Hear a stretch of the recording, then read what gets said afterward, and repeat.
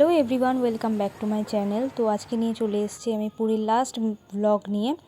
লাস্টের দিনের ব্লগ বলতে গেলে ভিডিও আমি কিছুই ক্যাপচার করতে পারিনি সেরকম, তো যার কারণে আমি ক্ষমা চেয়ে নিচ্ছি।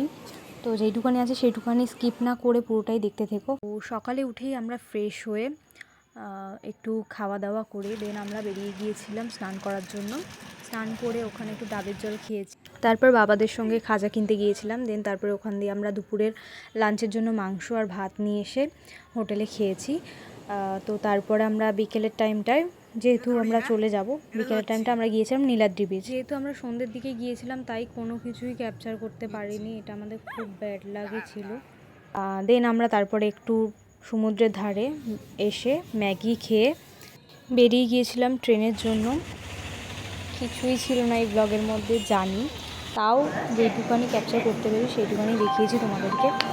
তো এখানে আমাদের ট্রেনটা আসতে একটু লেট করেছিল, তাই অন্য একটা ট্রেনে গিয়ে আমরা একটু মজা করছিলাম আমি দিদি মিলে। তো ভিডিওটা ভালো লাগলে অবশ্যই লাইক, কমেন্ট অ্যান্ড সাবস্ক্রাইব করে দেবেন।